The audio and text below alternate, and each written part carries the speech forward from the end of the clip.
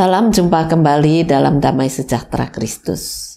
Bapak Ibu dan saudara-saudara, seringkali kita mendengar iklan dan kita juga termakan oleh iklan. Tetapi firman Tuhan mau mengajarkan hari ini supaya kita berhati-hati dan waspada. Bacaan firman Tuhan saya ambil satu ayat dari Injil Matius pasal 13 ayat ke-9. Mari kita akan bersama-sama mengawali dengan berdoa. Tuhan Yesus, kehidupan yang penuh dengan persoalan ini menyebabkan kami seringkali bimbang dan bingung untuk menentukan langkah arah. Tidak jarang kami terjatuh karena omongan-omongan manis, suara-suara yang menarik hati dari orang-orang di sekitar kami. Kami tahu semua itu belum tentu membawa pada kebahagiaan. Oleh karena itu, mampukan kami untuk selalu mendengar suara-Mu, itulah yang menuntun jalan kehidupan pada kebenaran. Kiranya Roh Kudus-Mu berkarya, supaya firman Tuhan semakin meneguhkan langkah hidup kami.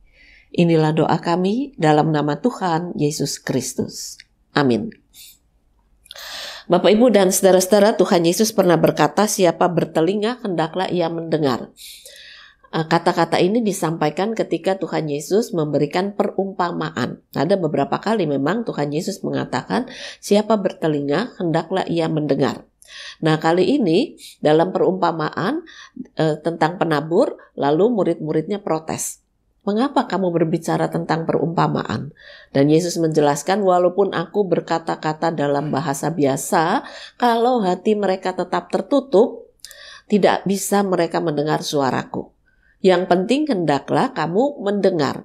Jadi maksud Yesus siapa bertelinga hendak mendengar itu bukan sekedar punya telinga, tetapi mendengar dengan telinga, ya betul-betul telinga, tapi juga telinga hati, telinga perasaan, telinga iman, supaya setiap perkataan yang didengar itu tidak diterima begitu saja, melainkan harus dipergumulkan dalam iman dan kemudian dicari hikmatnya, dan itu yang dikatakan orang yang bertelinga hendaklah ia mendengar, maka dia mampu mendengar suara Tuhan yang memimpin kehidupan hari lepas hari.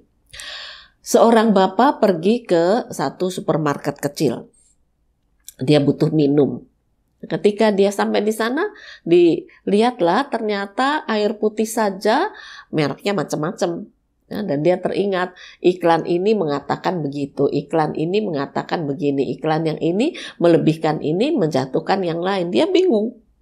Mana air putih yang terbaik sebetulnya? Semua menonjolkan kelebihan dirinya dan semua menjatuhkan yang lain. Akhirnya ya sudah, dia ambil salah satu merek, tapi dia masih penasaran. Akhirnya dia mengambil beberapa merek. Lalu dia coba satu demi satu. Rasanya dia bilang sama aja, yang dikatakan begini, yang dikatakan begini, sama aja. Ketika dia pulang, istrinya ngomel, kenapa beli air banyak sekali? Lalu bapak itu mengatakan, ya saya pengen tahu kelebihan dari masing-masing air ini. Nah itu istrinya bilang, kamu sudah kemakan iklan. Iklan tuh memang pinter, tapi kamu harus waspada, jangan semua iklan kamu dengarkan, kamu bisa tersesat dan terjebak, bahkan kamu bisa melakukan kesalahan. Suaminya bilang, ya betul, aku melakukan kesalahan karena termakan iklan. Itu satu ya.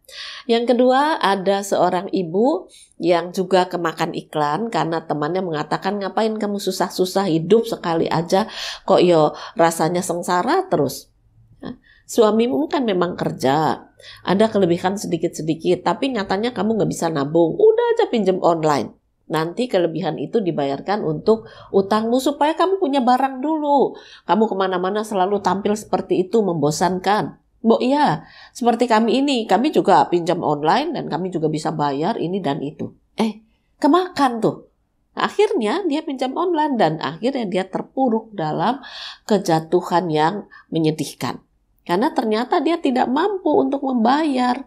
Walaupun dia punya barang. Nah, barangnya dikembalikan ya peminjam uang itu nggak mau, dia maunya uang bukan dikembalikan barang. Nah itulah orang yang kemakan iklan. Masih ada lagi saudara-saudara, bukan cuma soal makan, soal barang, soal pekerjaan yang kemakan iklan, bergereja pun. Banyak yang kemakan iklan. Nah, saat ini gereja-gereja itu dengan denominasi masing-masing menonjolkan kelebihannya. Di sini ada Yesus. Memang kalau gereja apa nggak ada Yesus, kecuali gereja setan. Ya, tetapi gereja dibangun berdasarkan tubuh Kristus. Namun masing-masing melebihkan dirinya dan menjatuhkan yang lain. Ada banyak anggota jemaat juga yang kemakan iklan. Beberapa waktu yang lalu ada seorang jemaat yang telepon saya dan berkata begini, Bu, apa boleh kalau saya kembali ke GKI Sangkrah ini? Ya boleh, memang kenapa? Ya saya sudah salah, Bu. Saya kemakan omongan teman saya, ke sana kemari. Akhirnya saya pindah-pindah. Tapi setelah saya pergumulkan, ya saya kepingin balik, ya baliklah. Tuhan menerima. Majelis menerima, jemaat menerima, nggak usah pakewu, nggak usah bingung. Makanya jangan suka kemakan iklan. Ya di sana begini, di sini begitu. Nah itulah akibat tidak mendengar dengan hikmat. Mendengar cuma dengan emosi, dengan perasaan, tanpa dipikir panjang. Akhirnya banyak terjebak dalam kesalahan. Oleh karena itu, mari kita perhatikan firman Tuhan ini. Siapa bertelinga, hendaknya mendengar dengan hikmat Tuhan. Pergumulkan di dalam doa, pergumulkan di dalam iman, pergumulkan bersama dengan Roh Kudus. Maka ketika kita mengambil keputusan bukan sekedar emosi. Jadi janganlah kita kemakan iklan, apapun bentuknya. Sebab itu akan menjebak kita dalam kesalahan. Selamat berkarya, Tuhan memberkati firman-Nya untuk menuntun kita menikmati hidup lebih baik hari ini dan hari esok. Amin. Mari kembali kita berdoa. Ajaran pada kami untuk setiap kali mendengar, kami mendengar dengan pimpinan Roh Kudus sehingga kami tidak terjebak iklan. Menarik seperti apapun, iklan itu tidak pernah benar, melainkan menjebak kami. Oleh karena itu biarlah kami percaya hanya kepada pimpinan Roh Kudus, hingga firman Tuhan boleh menetap dalam hidup kami, boleh menuntun langkah kami, berani mengambil keputusan dengan tetap, dengan benar, dengan baik, dan semua terjadi bagi kemuliaan Tuhan. Berkaryalah ya Tuhan. Inilah doa kami dalam nama Tuhan Yesus Kristus. Amin.